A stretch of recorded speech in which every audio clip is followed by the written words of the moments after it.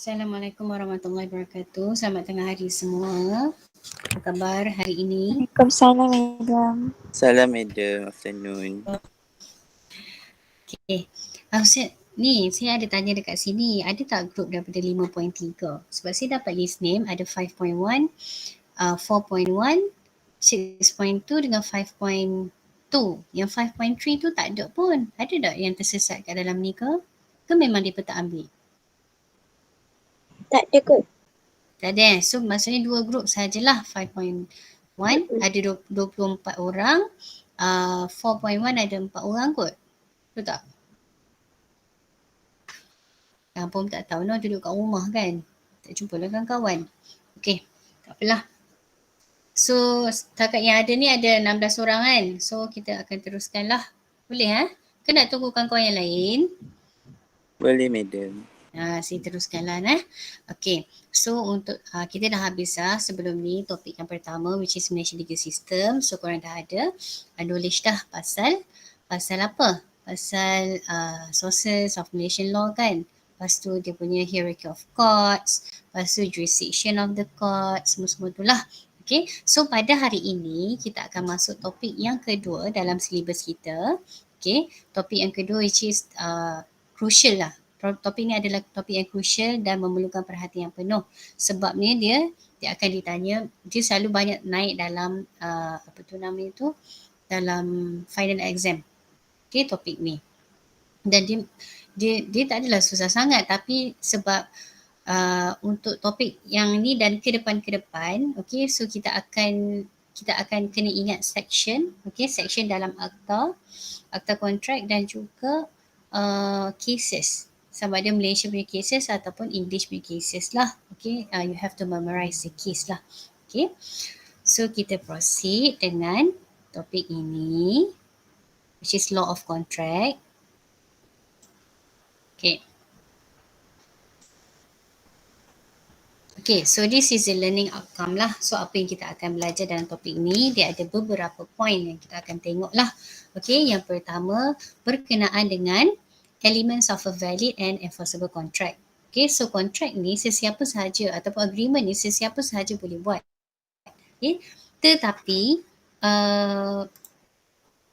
bukan semua agreement tu valid ataupun boleh dikuatkuasakan melalui undang-undang sebab dia ada beberapa elemen yang perlu dipenuhi.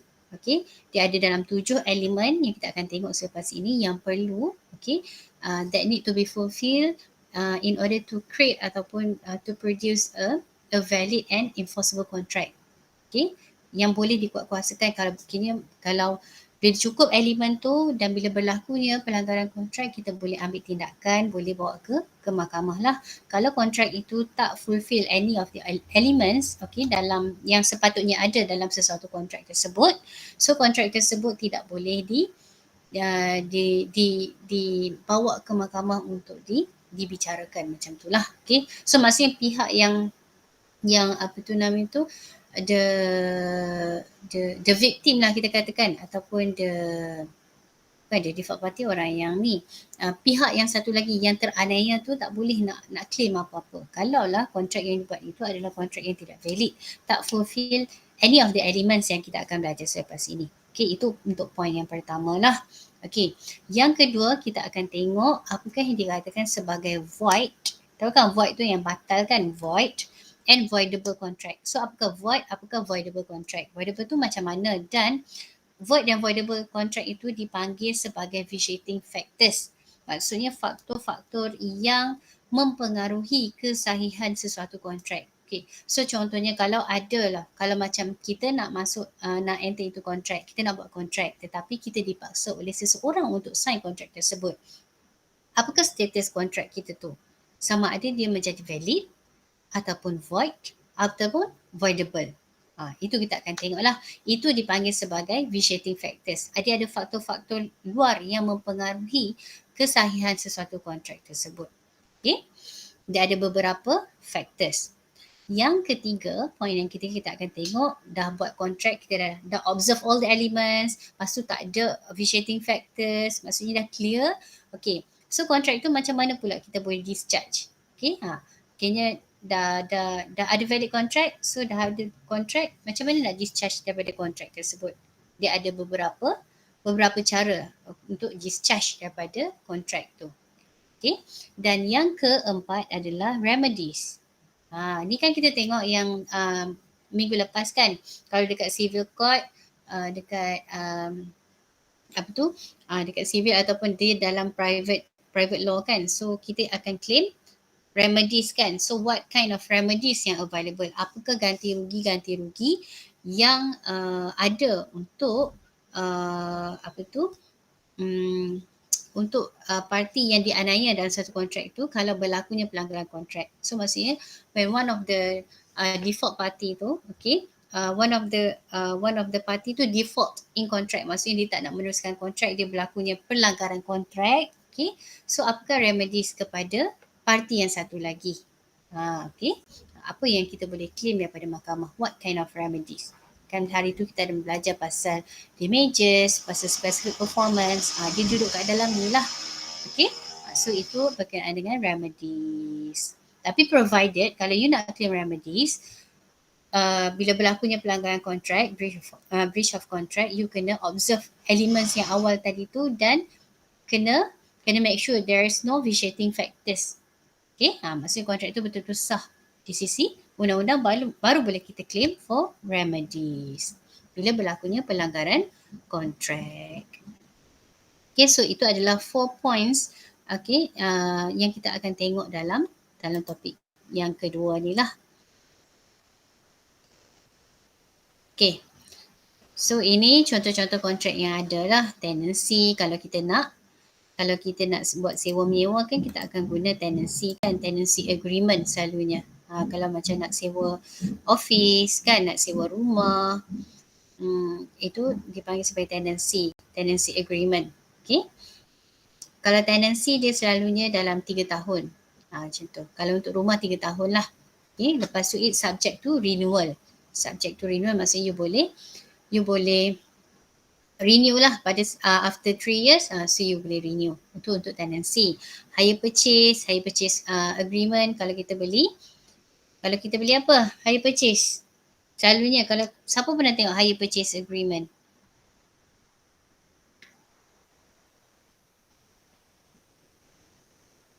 Siapa pernah tengok? Pernah sign ke? Kan dah sampai age of majority kan korang kan? Kot lah pernah sign beli kereta ke? Okay lah. So itu dalam hire purchase agreement lah. Sewa beli. Okay. Sale and purchase ni selalunya SMP. Jual beli rumah, employment. Kalau you bekerja, dia ada employment punya agreement kan. Construction, car rental, loan dan banyak lagi kind of agreement ataupun kontrak yang wujud. Okay.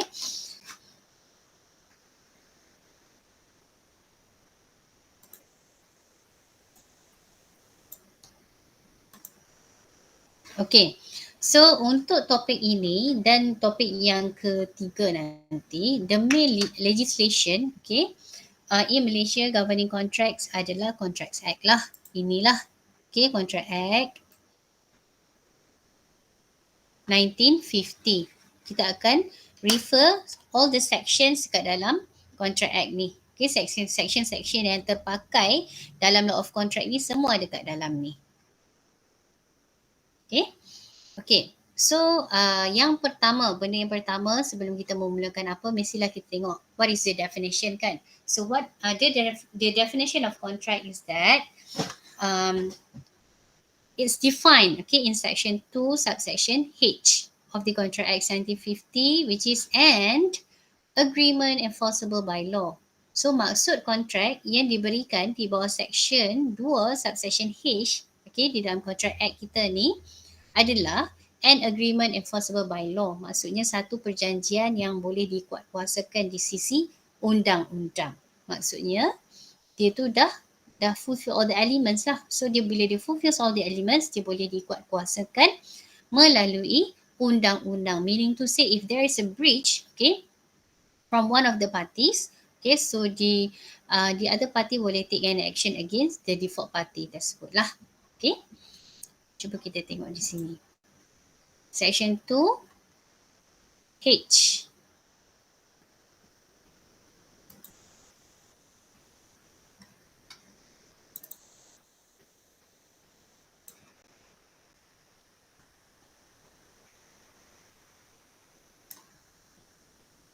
Okay, ni section 2. Okay, section 2 dalam setiap akta yang korang tengok nanti kan, dalam section 2 dia adalah definition punya section. So kalau you nak cari definition, apa maksud benda lah ni kan, so you boleh tengok kat section 2 sebab dia berkenaan dengan interpretation.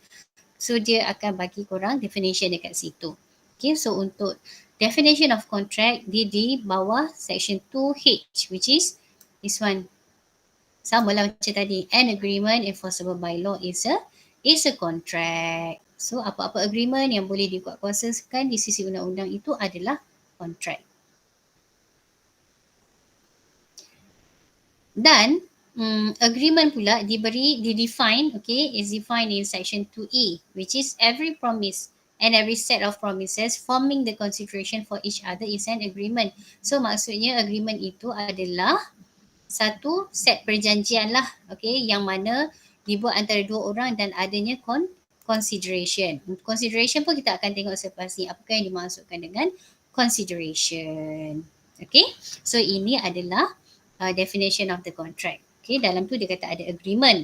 Agreement refer balik section 2E, which is every promise ataupun set of promise, okay, forming the consideration for each other, okay, two parties is an agreement. So mereka ada buat perjanjian ataupun ada promise lah di antara kedua-dua belah pihak dan adanya consideration antara mereka.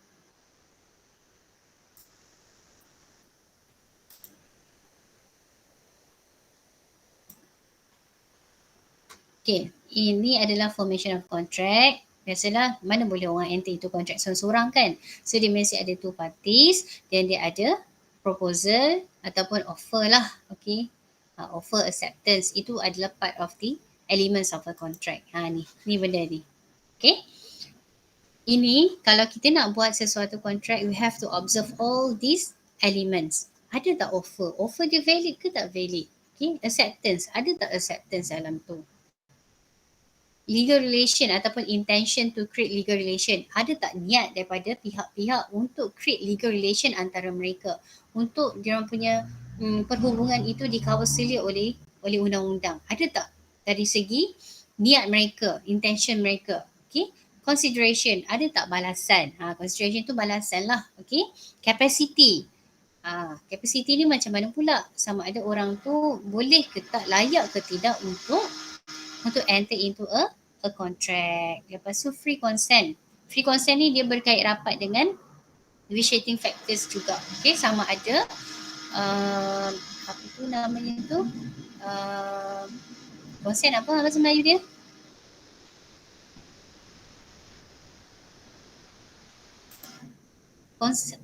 Consent yang diberikan itu adalah secara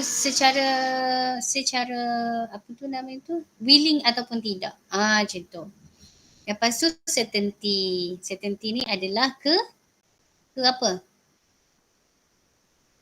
Kepastian. Kepastian. Dia mesti ada kepastian. Okay.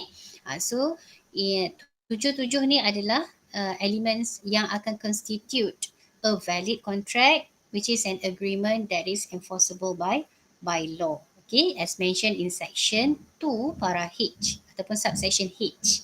Okay, dalam Contract Act 1950. Okay. So kita akan proceed one by one. Okay, as regards to the elements of a contract. Yang pertama adalah offer. Offer ini apakah yang dikatakan sebagai offer? Offer ni apa? Kalau orang kata offer, ada buat offer. Apakah yang dikatakan sebagai offer? Tawaran. So dia menawarkan sesuatu kepada awak lah. Okay, untuk awak terima. Itu bahasa mudah dia lah.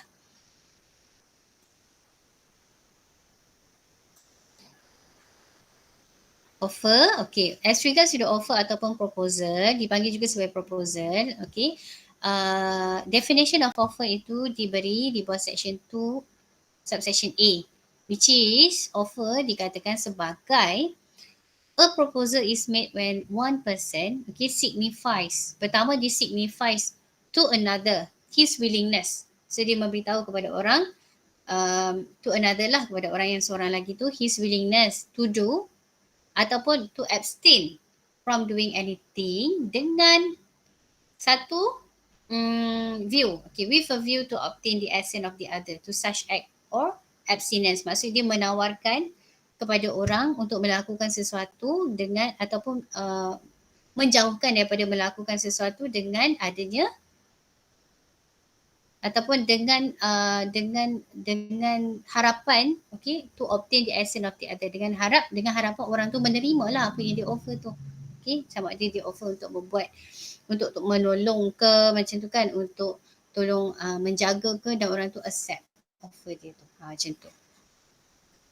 Senang jual belilah. Okay, offer dia nak jual, ada satu pen, dia memberitahu kepada kawan dia, saya nak jual pen ini kepada awak dengan harga sedemikian, dan dia mengharapkan orang itu bersetuju, memberi persetujuan. Okey, saya terima. B tu kata, okey, saya terimalah. Saya nak belilah pen ni dengan harga yang awak dah bagi tahu. Macam tu. Okey, clear tak? Clear, madam. Okay. So section 2C.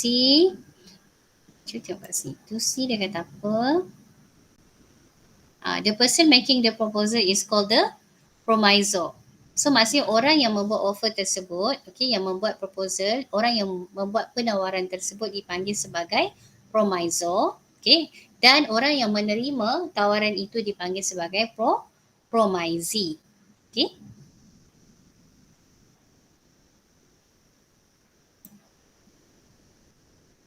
Dan the proposal itu adalah satu promise lah.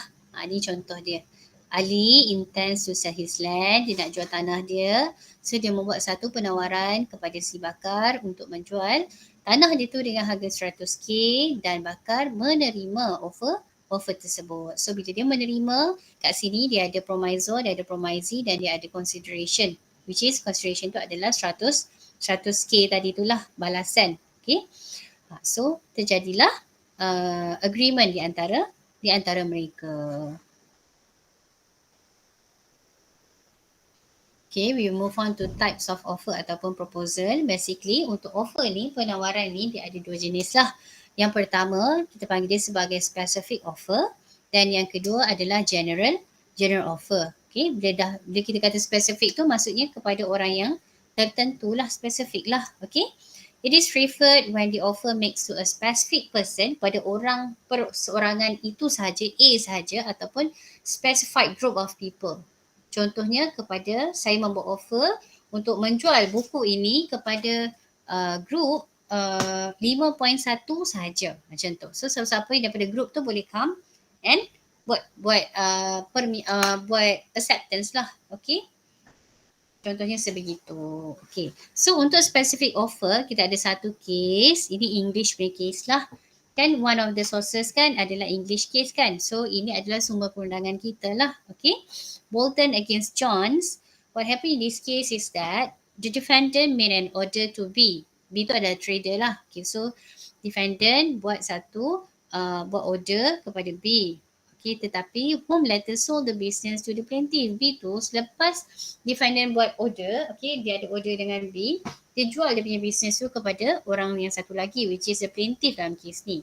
Okay, so plaintiff bila dapat order tu, dia send lah the goods to the defendant. So dia hantarlah barang yang seperti dipesan kepada defendant without informing the changing in ownership, tanpa memberitahu bahawa pemilikan bisnes tersebut telah pun bertukar milik lah. Okay, so what happened is that the defendant refused to pay. So defendant tak nak buat bayaran lah bila barang tu dah sampai. So it was held by the court is that, so dia dah dibicarakan. So court dah memberi kata putus bahawa the plaintiff, okay, has no right to receive payment for an order which was not addressed to him. Sebab dia buat order, okay, dia buat offer kepada B. So bukan kepada plaintiff. So dia tak ada rights. So the plaintiff has no right to receive the payment for the order. So dia nak beritahu yang kalau kita buat offer kepada specific person, only that specific person ataupun specified group of person sahaja yang boleh buat acceptance. Orang lain tidak boleh. Bila dia kata specific, jelaslah kepada specific sahaja. Okay. Yang kedua adalah general offer, dah nama pun general. So it refers when the offer makes to the people at large. Okay. So kepada orang ramai lah. Okay, kepada orang ramai. Contohnya dalam kes Carly against Carbolic Smoke Ball, dia ada full case dia. Dia ada full case, kita akan tengok selepas ni. Okay. Which is dalam case ni, dia kata end offer, ini adalah prinsipal dia tau. Prinsipal. Lagi satu, kalau dalam, bila kita belajar undang-undang ni, dia ada prinsipal. Selain daripada case, selain daripada section, dalam cases, kita akan ambil prinsipal ini untuk diguna pakai sebagai satu hujahan kita untuk menguatkan lagi hujahan kita. Okay. So ini adalah prinsipal dia lah, which is Court of Appeal memberi keputusan bahawa an offer can be made to the whole world. So masih offer boleh buat kepada satu dunia ni. General offer lah kan, to people at large. A contract will only be made when a portion of the public came forward and acted on the faith of the advertisement.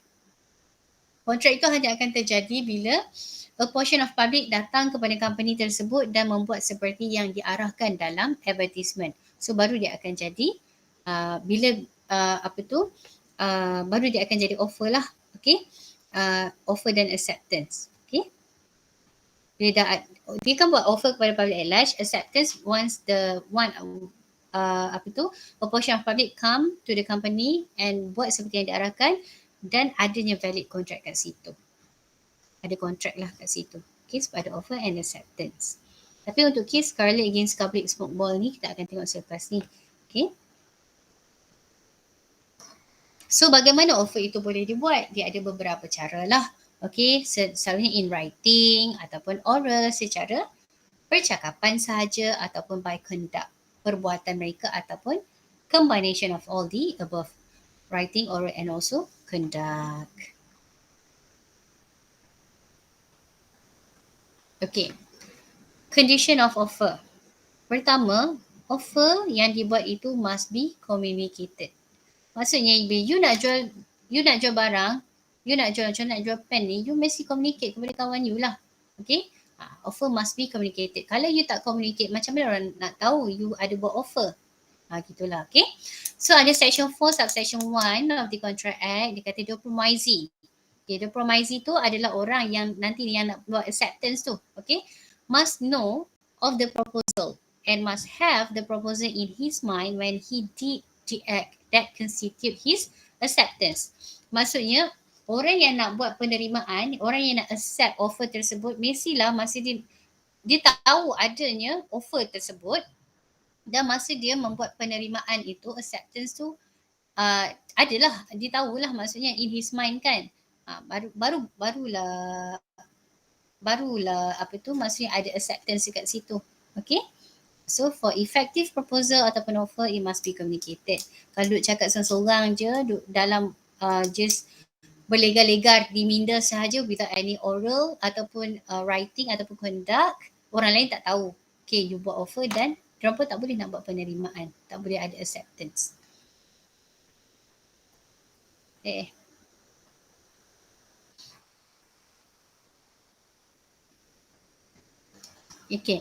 So it means that proposal must be communicated to whom it is intended to be made lah. Kalau si A nak jual kepada si B, bagi tahulah kepada B. Jangan beritahu kepada C. Lepas tu, mengharapkan B pula memberi jawapan. Salah lah macam tu. Okay. So in other words, the acceptor must know about the offer in order to make an acceptance. Sebab ini berlaku tau dalam satu case. Okay. R against Clark. Nampak tak kes ni? Kes ni, R against Clark ni, what happened is that orang yang membuat penerimaan itu, okay, tidak tahu pasal offer tersebut pada peringkat awalnya. Macam tu. Okay, kita tengok fakta dia. The Western Australian government, okay, offered a reward. Okay, so pihak government ada buat satu penawaran untuk memberi satu ganjaran, okay, for information leading to the arrest of person responsible for the murder of 2 police officers. So dia ada satu kes bunuh, kes jenayah, pembunuhan 2 orang police officer, and pihak government ada buat satu penawaran lah kepada sesiapa sahaja yang boleh memberikan maklumat akan mendapat ganjaran. And what happened is that X and Clark were arrested and charged with murders. So mereka ni, 2 orang ni dia ditangkap dan dituduhlah atas kes pembunuhan, okay. So maksudnya dia masa peringkat ni adalah masa peringkat reman lah kot kan. Okay, but shortly after, but selepas itu dah polis dah habis reman, dah dapat contohlah kan, so dah dapat all the information, gathered all the information daripada kedua-dua orang ini. Okay, so but shortly after Clark gave information. Okay, so dia si Clark ni dia bagilah maklumat-maklumat yang mana maklumat yang diberikan itu memberikan petunjuk kepada pihak polis untuk menangkap suspek. Okay, to arrest another person, which is Y, suspek pembunuhan lah. And after some time, Clark, who did not commit the murders, claimed the reward. Okay, so selepas itu Clark kan dia dah bagi maklumat kan, so dia nak claim lah, manalah reward saya, dia kata macam tu. Tetapi apa yang berlaku dalam kes ni adalah semasa Clark memberikan maklumat yang lead to the arrest of Y tu, dalam minda dia, okay, dalam otak dia ni, dia tak tahu menahu pun pasal reward yang dibuat oleh pihak government. Hanya selepas itu sahaja baru dia tahu. Okay, so it was held that his claim failed on the ground that information that he had given was to discharge himself sahaja. So the main reason yang membuatkan dia memberikan information itu adalah untuk melepaskan diri dia sahaja, not for that reward lah, kot kata macam tu. Not based on the offer of reward, because the offer never came to his knowledge when he gave the information. So maksudnya dia tak tahu menahu langsung pasal offer yang dibuat oleh pihak government. Dia hanya memberikan maklumat untuk membebaskan diri dia sahaja dan bukan untuk reward. And afterwards baru dia claim for rewards. But at the moment yang dia bagi information itu, the reward tu never come in his mind. Dia tak tahu berkenaan dengan offer tersebut. Okay? Faham tak? Faham. Dapat tak? Dapat nak? Okay, so itu R against Clark. So meaning to say, kalau one of the condition adalah offer must be communicated kepada orang tersebut, either to specific group of person ataupun general person, and that person yang akan buat acceptance must know about the offer lah. Okay. Okay, so bila kita dah buat offer, okay, offer kita boleh di revoke ataupun tidak. Tahu tak masuk revoke? Batal. Batal ataupun boleh tarik balik ataupun tidak. So bila kita buat sesuatu offer, contohnya Musakim buat offer kepada kawan dia, sama ada Musakim tu boleh tarik balik tak offer yang dia buat tu? Boleh ke tidak offer yang telah dibuat?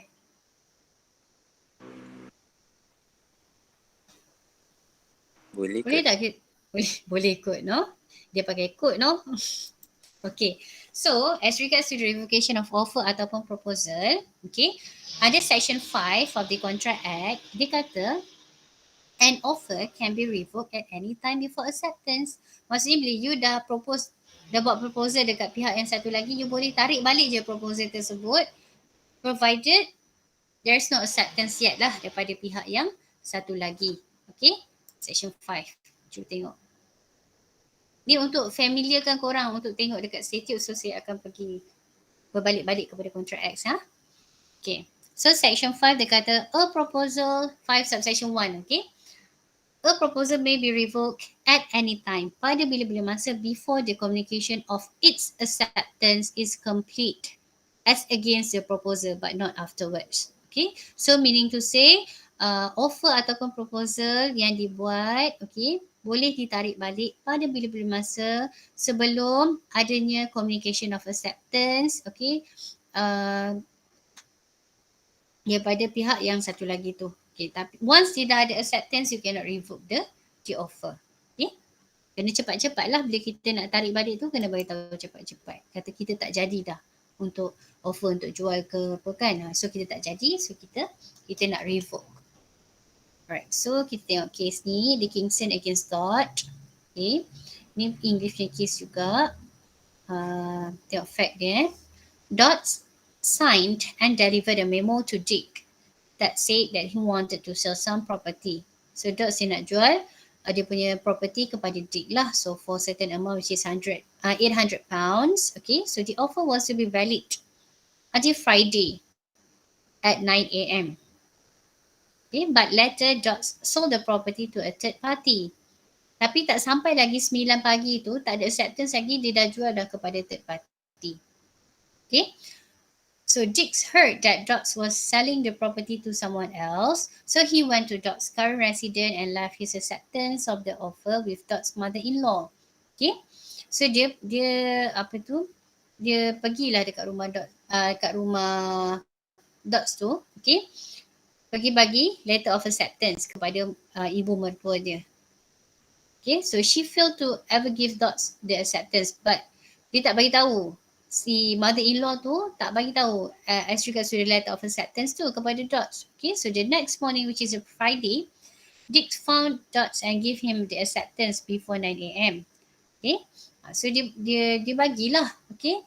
Dia bagi and Dots replied that it was too late. The property had already been sold. Dia kata, dah lewat dah ni. So, saya dah jual dah property tu kepada orang lain. So, Dick was upset and took a legal actions against Dots. Okay, so kan Dots buat offer kepada si Dick. Tapi sebelum adanya acceptance tu, dia pergi jual dah ke orang lain. Okay, so itu yang jadi isu yang kat dalam ni lah. Okay. So, Dick dia sedih lah and dia nak proceed dengan legal action. So, boleh ke tidak dia ambil tindakan terhadap Dots ni? Okay, so itulah isu dia. Whether untuk, okay, saya beritahu untuk menjawab apa-apa isu dalam law of contract ataupun dalam law punya subjek, you mesti tulis perkataan ni. Whether, sama ada. Okay? Nanti untuk case study pun, kalau isu mesti start dengan whether. Okay? Whether an open offer has not yet been accepted can be terminated. And is there is a binding contract? Sebab offer ini adalah offer yang general offer kan. Open offer kan. So siapa je boleh buat acceptance, siapa cepat dia dapat lah. Maksudnya sebegitulah. Okay. So sama ada open offer that has not yet been accepted can be terminated and is there is a binding contract antara mereka. Maksudnya bila Dots propose kepada Dix tu, lepas tu ada tak kontrak antara mereka tu? Ada binding contract ataupun tidak? Sama ada dia boleh tarik balik tak offer tersebut? Macam tu. Lepas tu it was held by the court that when there is an open offer that has not yet been accepted by the offeree, there is no binding contract lah. Okay? Sebab dia tak buat acceptance lagi kan. So dia lambat lah. So antara mereka tiada apa-apa perjanjian lagi. Tiada apa-apa binding contract lagi. Okay? And the offeror is able to make the same offer to the other party. So pihak yang buat penawaran itu berhak untuk membuat penawaran tersebut kepada pihak yang lain. Okay, so the offeror may terminate his offer at any time prior acceptance is made by the offeree. So itulah prinsipal dia. Meaning to say, once you buat offer, you can terminate, but before any acceptance made by the offeree. Okay, offeror, orang yang membuat penawaran. Itu prinsipal dia lah. Okay, so bila you buat offer, you boleh tarik balik sebelum berlakunya apa-apa penerimaan daripada pihak yang satu lagi. Dan untuk open offer, sesiapa sahaja boleh membuat penerimaan, siapa cepat dia dapat. Maksudnya macam tu. And only then bila ada acceptance baru ada contract. Tapi kalau tak ada acceptance lagi, maksudnya tak ada contract and kita tak boleh ambil tindakan terhadap pihak yang membuat penawaran tersebut. It was the offeror. Okay. Dapat? Dapat, madam. Dapat nah? Okay. So macam mana kita nak revoke? Okay, there are various ways as regards to revocation. Caranya di bawah section 6 A, B, C, D. Okay. Section 6 kita tengok. Section 5 dia kata kita boleh revoke bila-bila masa. Lepas section 6 dia bagi tahu kat kita macam mana kita nak revoke ni. Okay. Yang pertama adalah by the communication of notice of revocation by the proposal to the other party. Okay, so maksudnya orang yang buat penawaran tu dia communicate lah. Okay, maksudnya dia memberitahu secara bertulis, dia bagi tahu kepada pihak yang satu lagi, saya tak jadilah nak jual dekat awak, bagi. So orang tu tahulah, okay, you dah revoke dah. Okay. Yang kedua adalah 6B, by the lapse of time prescribed in the proposal for its acceptance. Okay, so or if no time is prescribed by the lapse of a reasonable time without communication of the acceptance. Yang kedua, apabila A dengan B buat sesuatu contoh A buat offer kepada B, dan dalam offer in writing dia tu dia kata dia ada time limit dia. Um, this offer only valid until contohnya esok pukul 8 pagi sahaja. Okay, so once there is no acceptance after 8 AM, okay, tomorrow, so offer itu dah terbatal by way of lapse of time. Okay, itu kalau ada masa lah. Kalau dia tak tetapkan masa by a reasonable time. Okay, ini subject a debatable subject jugalah. Okay, a reasonable time ni subject tu ni debatable lah. Okay, so reasonable time lah. You bila orang buat offer sebulan 2 bulan lepas tu baru nak terima, reasonable ataupun tidak, macam tu kita akan tengok sama ada reasonable ataupun tidak lah. Okay, acceptance tu. Okay, without communication of acceptance. Okay, yang ketiga adalah by the failure of the acceptor to fulfill a condition precedent to acceptance. Maksudnya bila A membuat offer kepada si B, tapi dia ada syarat-syarat yang perlu dipatuhi dan dia gagal untuk mematuhi syarat-syarat tersebut, so offer itu dikatakan telah terbatal, is revoked lah. Okay. Dan yang keempat adalah by the death of mental or mental disorder, sama ada disebabkan oleh kematian, okay, ataupun mental disorder of the proposer. Okay. If the fact of his death or mental disorder comes to the knowledge of acceptor before acceptance. Maksudnya si A buat penawaran, si B akan buat penerimaan. B tu dia dapat tahu bahawa A telah pun meninggal ataupun telah menjadi tidak waras. Dia tahu, okay, sebelum dia buat apa-apa acceptance. Okay, so we can say that the proposal ataupun the offer is revoked by way of death ataupun mental disorder lah. Okay. That's how an offer can be revoked under section 6A, B, C dan juga D. Dan juga yang kalau dekat sini dia ada tambahan rejection of proposal by promising either expressly or through a counter proposal. Maksudnya rejection of proposal ni kalau kita offer terus dia reject, dia habis lah. Ataupun bila kita offer dia ada buat counter proposal. Counter proposal ni apa? Maksudnya dia ada buat apa ni kalau kita panggil ni? Dia buat tawar-menawar. Contohnya kita nak jual dengan harga 1,000. Lepas tu dia kata, saya nak beli tapi saya nak beli dengan harga RM500 sahaja. So bila dia bagi amount yang baru tu, itu dikatakan sebagai counter proposal ataupun counter offer. Bila dia buat sebegitu, maksudnya offer yang awal itu dah terbatal disebabkan berlakunya counter offer ataupun counter proposal. Okay, so ini adalah cara-caranya lah kalau kita nak revoke the offer. By notice, communication by notice, lapse of time, failure, kalau ada apa-apa syarat, dia fail untuk fulfill the condition, death ataupun insanity, okay, tiba-tiba je meninggal ataupun jadi tidak waras, dan rejection through the counter proposal ataupun memang reject terus. Macam tu. Okay. Okay. Yang seterusnya. Tadi tu ada apa-apa soalan tak? As regards to the offer dengan revocation ni. Ada soalan tak? Tak ada, madam. Tak ada. Okay. So kita proceed dengan offer versus invitation to trade. Offer tadi dah tahu dah kan penawaran orang tu buat. Invitation to trade tu macam mana pula? Siapa tak nak beritahu saya? Apakah yang dikatakan sebagai invitation to trade? ITT. Dah baca kan? So invitation to trade tu dia macam mana?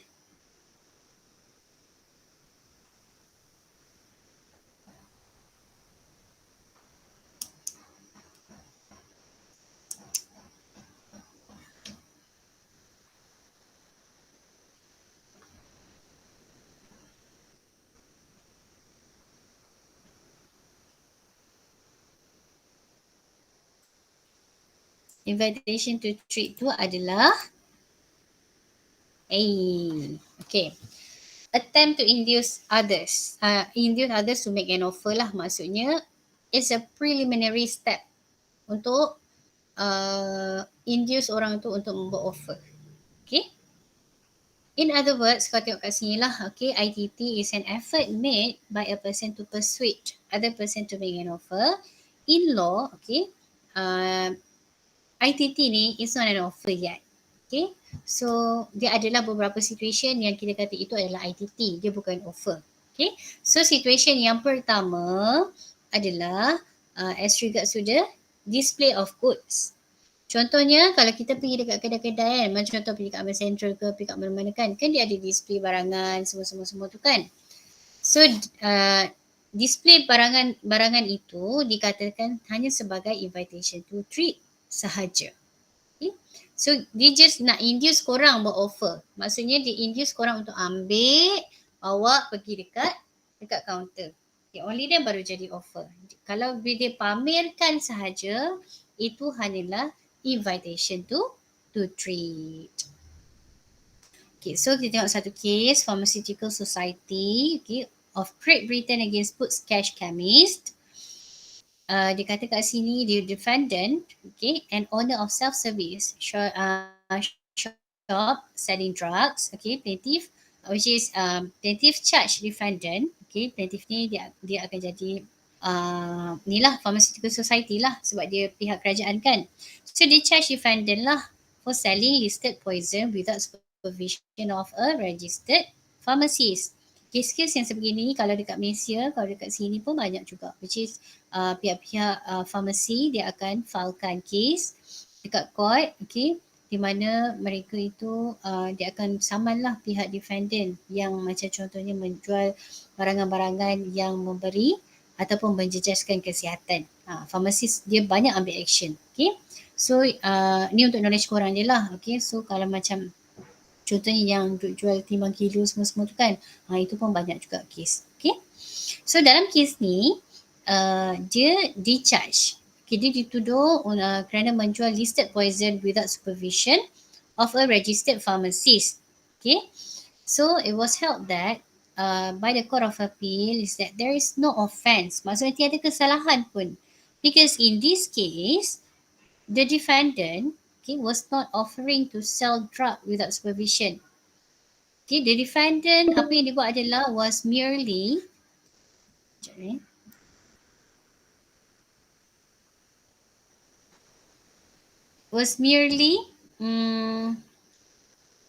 apa tu nama, inviting the customer to choose item from the shelf daripada rak-rak tu, okay, and there is no sale affected until the customer offer to buy is accepted by the registered pharmacist at the counter by accepting the price money. So meaning to say that bila dia serve ataupun bila dia letak dekat shelf itu, dia tidak membuat offer lagi. Okay, it's just invitation to treat sahaja untuk persuade orang tu ambil dan bawa pergi dekat kaunter. Lepas tu baru dia jadi offer. So salah lah bila pihak Pharmaceutical Society ni charge dia untuk selling listed poison without supervision. Sebab bila dia pergi dekat kaunter, there will be a pharmacist yang akan bertanggungjawab dekat situ. Okay? Sekejap korang, kita punya mic ni dia nak end.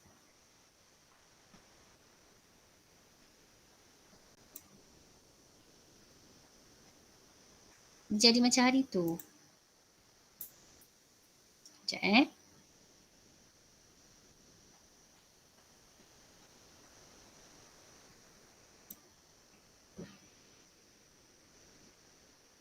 Okey.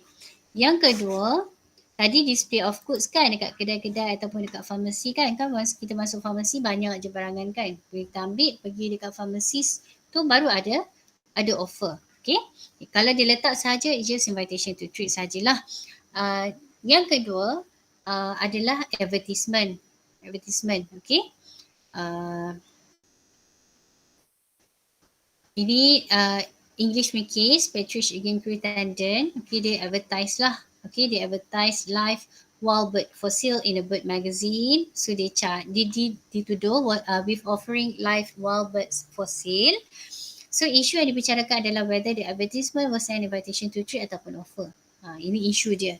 Sama ada itu ITT ke offer dah. Macam tu. So it was held that advertisement itu tergolong dalam invitation to trade. Okay, not amounting to offer, just induce ataupun persuades the other person to make an offer. Dan ni yang seterusnya lah, kita ada tender, auctions, katalog kan, kalau orang bagi katalog ataupun price list tu, itu hanya untuk persuade korang je untuk buat offer, untuk membeli barangan mereka. Okay, a statement seeking further information. Ni, nampak ni barang-barang ni kan.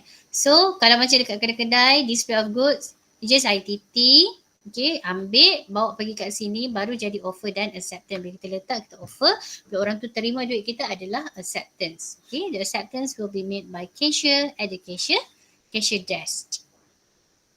Ni contoh dia, advertisement, catalog, auction, bidar kan, ataupun tender-tender, contoh tender kerajaan yang dekat dalam newspaper. So untuk elemen yang pertama, as regards to offer dan juga invitation to trade, ada apa-apa soalan ke? Ataupun clarification? Tak ada, madam. Ada no? Okay, kita punya call ni nak end in 7 minutes. Saya end, saya bagi link baru, boleh tak? Sebab kalau dia kena upgrade untuk premium lah. Kenapa tak jadi gini? Siapa tahu?